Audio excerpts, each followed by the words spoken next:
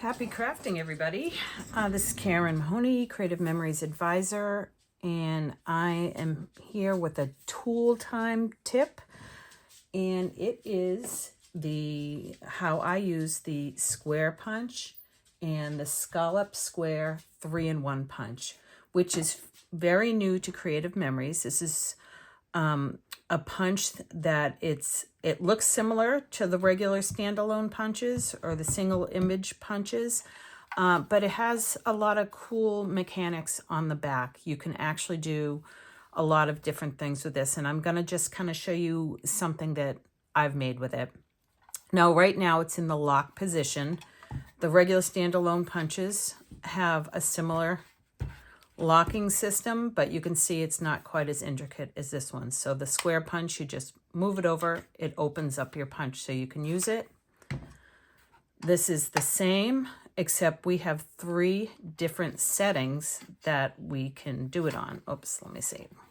That we can do this on, if I can get that. There we go. So this one is brand new, so it's still a little tight. So you have 3 settings, and I will show you what they all do before we get started. Now, this is just a couple different borders I have used using both of these punches, and I will show you that in a minute. So let's get a piece of scrap paper. Actually, I have a piece of white paper we can use. Actually, I'm going to use this gray paper. I'll use the white. I have lots of spare white paper. So this is the square punch, which I believe is 1 3/4 inches all the way around. So I'll show you that size. And I love it because although it's fairly easy to cut a square, when I try to do it with a trimmer or any type of cutter, it's never perfect. So when you have the square punch, it's perfect every time you do it. So that's the punch, and I believe it is, 1 3/4 inches all the way around. And then you have the Scallop 3-in-1. That's because it has 3 settings. So it's on the first setting right now. So I'm just going to make a punch to show you what it looks like. Oh, I went too close. So this is what we have. So that first setting gives you 3 pieces. So you have kind of a scallop frame, and then like an inverted scallop frame, and then a scalloped square.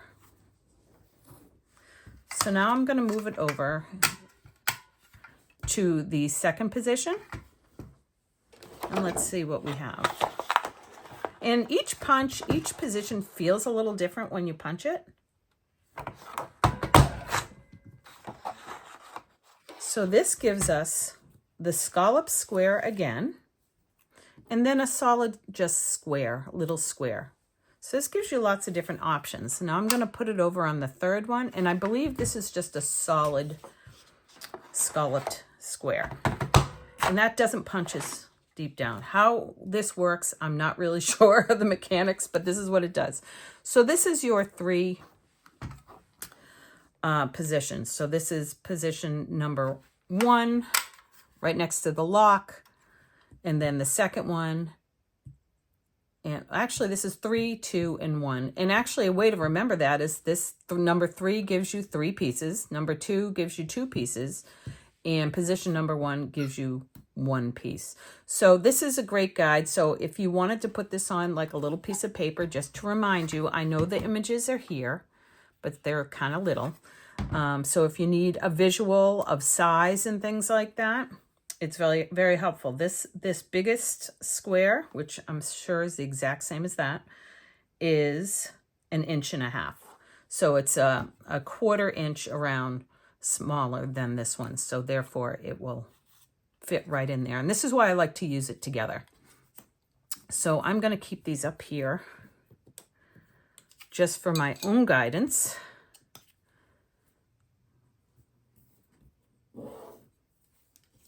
And there we go. So I'm going to make this border first. And I started with a white strip, which I believe is 2 inches. Yes, that's 2 inches long. so that as my base. So I'll just use my scrap that I have here.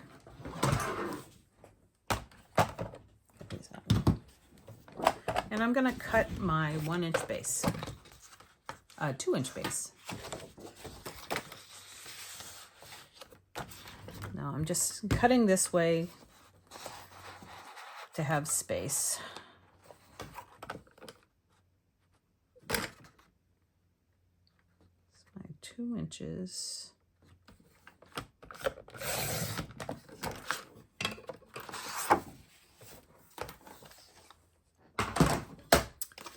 And then I took some red cardstock and I punched 6 squares out of it. Now, of course, you can use any designer paper, any cardstock colors you want, and you can make this border using anything. It's whatever you need it for. This is a great go-to border, and I'm going to show you all the different variations you can do with it, and you're going to love it. Love it, love it. So that's 3, 4. Let's get a couple of more. 5. This is such an easy punch. It's great. 5, 6. I like to lay everything out first. And then I have my Island Waters, which is one of my favorite colors that Creative Memories has. And I love red with this kind of bluish green color. The Creative Memories is Island Waters, but I love it for Christmas colors as well. But you can do this with any colors that you like. So now I need 6 of the solid Scallop Square. So I need 6 of these, and I'm doing it in the Island Waters. I want to make sure this is on position number 1. Now I know in the past, most recent secret box Creative Memories had, there was a circle scallop 3-in-1 punch. So some of you may have that. So it works the exact same way as this one does. Okay, did I get that one out? Oh, there it is. Just needed to shake it out a little. You always want to make sure your punches aren't clogged up. A clogged punch is not good. So that's 4, 5. Always want to make sure it's clear before you do the next one. 5, 6. So now I want these little tiny squares. And that is with the red. So I'm going to put this on position number 2. And I'm going to punch. Now this is also going to give me the frame. Make sure I don't have to trim this at all. So I've got my little squares. And it will give me these frames, but that's okay because I'm going to use them for something else. So nothing goes to waste. Okay, the second position is you have to push down a little hard. So that's 2.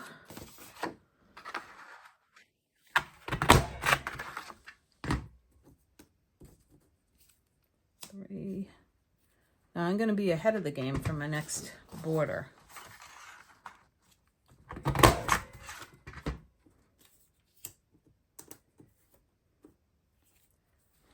I love this little scallop frame. It reminds me of the TV show Friends, like the little scallop frame that they always used in like the logo. But you can use it for anything. 1, 2, 3, 4, 5, 6. Okay. And then I'm going to do some white. Now that's my strip that I need. So I'm going to use this piece. Actually, this piece, because it's the same white. Sometimes whites are a little different. So again, I need frames. So I only need 3. So I'm going to do the 3 of these. 1, 2, 3.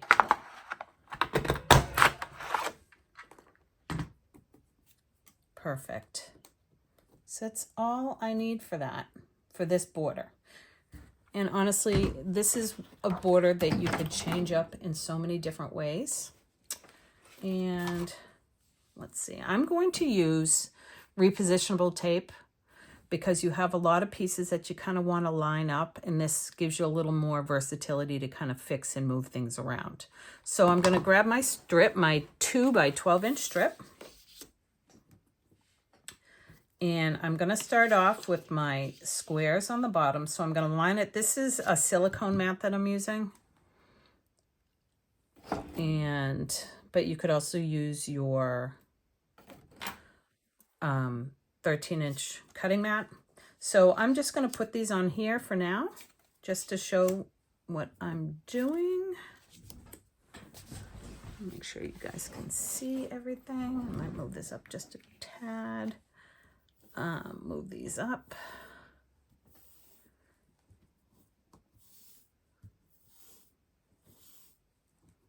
There we go. So if I'm going to put this in the center, I figured out it works best if I kind of estimate a 1/4 of an inch spacing on this. If you're not that picky about the spacing, go willy-nilly. So I have my 6 right here. So these two, centering this way, I'm just going to eyeball it, but I'm going to put it at 1/8 of an inch to the left of the 6-inch mark for this one. So I'm going to put my repositionable tape, and I'm going to put that right there, centering it the best that I can, not worrying too much about every little thing. And then I'm going to do the same thing, but I'm doing like 1/8 of an inch to the right. And that gives me a 1/4 of an inch in between. So I'm gonna do the same thing on this. One side of this red paper got a little dirty, which is why I'm trying to decide which side to tape. So I'm gonna do the same thing here, just eyeballing.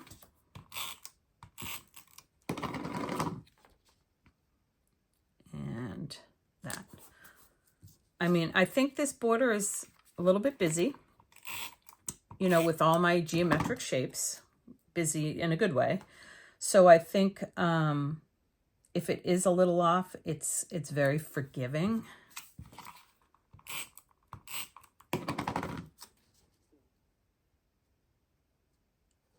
And that's my last one. I know it's not perfect, but it's perfectly fine for me. Then I'm going to take my Island Water Scalloped Squares, do the same thing, put some repositionable tape, and I'm just going to put them in the center, eyeballing. Just putting a little repositionable tape just in case I'm way off, and I can move it.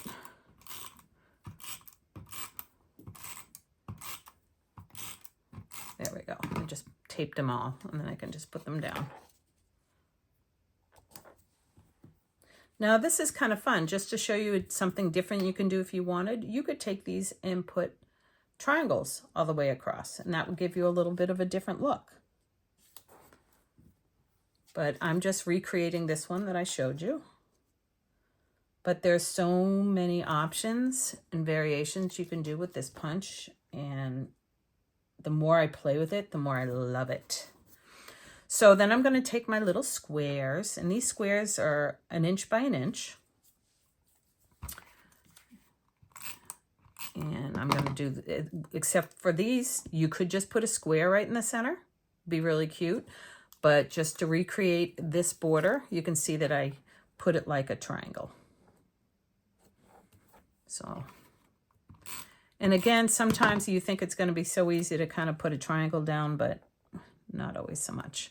See, this one is off, so I'm going to lift that, and I'm going to try to just find the center point, which I didn't do when I first put it down, on each of the sides, and that will make it much easier for you. Find my little center points, make that a nice guide.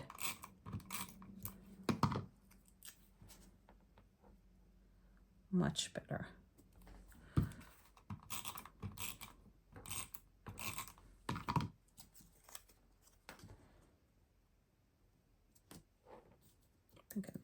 needs to go down a little bit. There we go. If you pre-sticky them, they're easy to pick up too.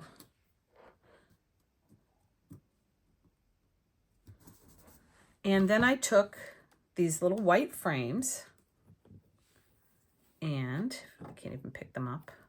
All right, and then I also put them like a triangle, but I skipped because I thought it was a little too much to do every single one for what I was doing because I added the sticker. But you could do one in each spot. You could take it and put it on top. There's so many different things you can do. Using a silicone mat with the repositionable tape is great because it's easy cleanup. Doesn't leave goo. So this you just kind of want to try to eyeball best you can. And I put that in the wrong spot. Can you see that? See? Easy to fix with the repositionable. All right, so it's going there. It's going there. And I've got one more to go. Now, I don't think I have any more of that particular sticker. Can't remember what set it was from. Might have been Joy to the World, but I'm not really sure.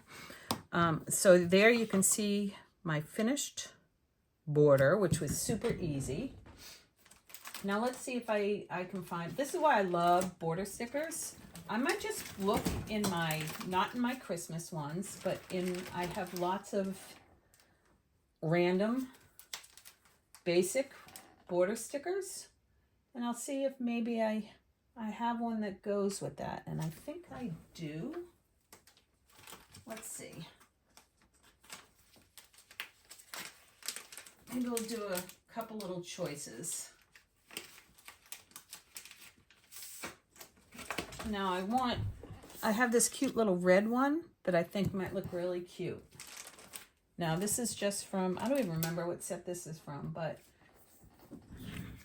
I love the border stickers. I don't even think, this one I used foam squares. I don't know if you can tell, to kind of lift it up, to give it a little dimension. This one's a little too skinny for the foam squares. So I think this one would be really, really cute. Oh my gosh, it is really cute. Easy to line up. Because I'll use the geometric shapes as my guide. Look at that. Look how cute that is. I love it. Look at that. That was such an easy border, and you could see how easily you can change it up and make whatever you like. This one is directional because of the music notes. This one is not, so I could always choose to put it vertically, and easy to recreate because usually with the border stickers you have two of them, so you could easily make two of them for a 2-page spread. And let's try, in the next other one that I did, you can see I put it on this paper. This is from the new Adventure Parks collection. So I made a really cute border to make with this. So we will, let me try to recreate this one.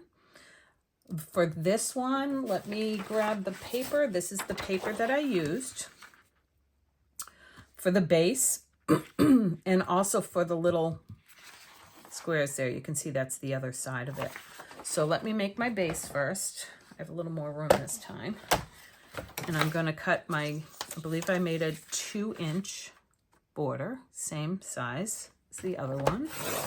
So I'll cut my 2-inch strip and put it aside. And let me flip it the right way. And what this is, underneath this is a full, the polka dot and like the pattern paper. It's the same paper, just flipped it over. It's a full scallop square. You could also just do the smaller square, but that's what I did on this. So I will get my punch, put it on number 1, because that will give me the full square. Put this aside. And I'm going to punch 6 of these. Okay.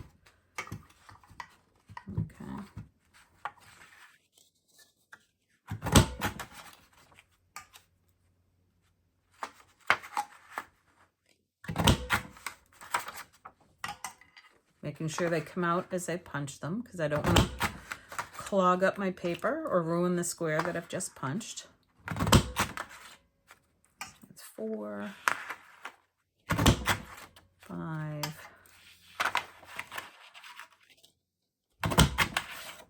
Oh, that one was not a full one. I was thinking I might not have room, but that's okay. I'll make another one. There we go. So that is 6 of those. And you can see I used a blue cardstock at the bottom, and that was making squares. So I'll get my square punch. Let me just put these up here so I have them. And these I did 3. That way. 3 with the red side and 3 with the pattern side. And I'll just put them that way just to maybe pick the best images that I like. And then I need 6 squares. A lot of times with the square punch, it's just easier to punch it upside down because then you can see how close you are to the side. You can't with the other punch. You'll see here, you can see where you're punching. This punch, you can't really see where you're punching. It's definitely set up differently. So the ones that are this way are super easy to get a bunch of punches with. Or, see, I'm getting close to the edge, so I'm not sure if I have space for one more here. And I do. All right, so I have 1, 2, 3, 4. Let's move this. 5, 6. And I like to get all my pieces first. And these are those frames that I punched out from the last border I just made, so I'm not wasting these. I'm going to use these on here. And this is, I'm going to make the same because I'm going to have a 2-page spread. So this was a vertical border. So I'm going to make this vertically. So I'm actually going to give myself a little space to do that. I'll put it right here. But I'm going to get it measured correctly first, I'm going to do the same thing that I did before. So I'm going to put my first square. Here's the 6-inch mark. I'm going to go 1/8 of an inch to the left with this first one. I always like to start in the middle. I find that if you start in the middle and work your way out, or even start in the middle, then do the ends and do, sometimes spacing is just easier because, the math hurts my brain. So I try to use as little math as possible. If I don't have to use math, I'm a happy person. So just put all my blue, I believe this color is just blue cardstock.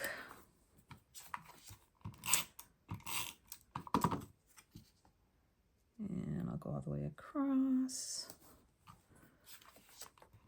One more. There we go. And I can move this up a little more now. So I'm going to make this horizontally, but I'm going to make sure like my images go so it's a vertical border. So the next thing I'm going to do on this, I'm going to make it, I don't know if you can tell here, I've got the image, polka dot. I think I'm going to do the opposite for the other side. So I'm going to start with a polka dot and I'm going to have it go this way. So I'm going to put that square, try to center it as best I can. You can see how quickly this is coming together. I think what takes the longest is picking your papers or your colors. But once you know what you're doing, it's super easy to kind of just whip it together.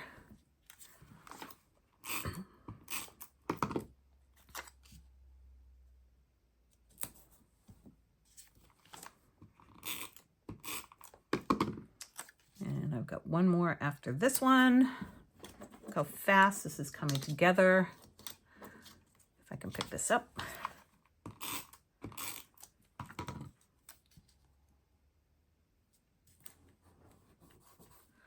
And then I have my frames. So I'm going to put some adhesive on, and it's going to fit right on there. And the reason why I kind of liked this instead of just doing the little square inside is because it makes it look a little, very little, but a little bit more three-dimensional and gives it a little bit of a pop, albeit very subtle. So this is a great way to give something a little bit of pop if you're somebody who does not like any height or lumpy bumpy or foam squares. There's a lot of people that like all of their layouts to be very flat, but this gives it kind of just enough look and you still have a flat border. So it's a great way to do that is by another way to do it is by stacking cardstock. So if you wanted it to be not use a foam square in something, but to make it look a little thicker, is you could stack cardstock on itself, and that gives you some height. But I'm just putting the one piece on here. So I'm kind of putting cardstock. I am putting cardstock on top of designer paper, and it's just giving it a frame. It definitely looks like something in a frame this way, instead of just fitting a piece inside of it that fits perfectly. So if you want that look, this is the key is using the full Scallop Square and then putting the frame on top of it. So many options with this punch. It's funny because when I first started, I was like, yeah, okay, exciting, whatever. But once I started playing with it and figuring it out, I was like, oh, there are a lot of options. This is definitely a punch that is worth its value in gold. So this is the last one. Ta-da! Now I have that was really quick, wasn't it? Now I have, when I make a 2-page spread, which I will out of this, I probably will put the new solar yellow I will use for mats on this layout, which will really give it a pop of color. And this will be the other side I'll have another one of these pieces, and this will be on the other side. So super excited. So here are all of our borders that we made, and you can see how easy that was. So the square punch is available on the website, but the Scallop Square 3-in-1, I believe, is an advisor only punch. So if you do want one, and you would have to contact your advisor, or if I'm your advisor, just contact me. So hope you enjoyed that tip, and see you next time.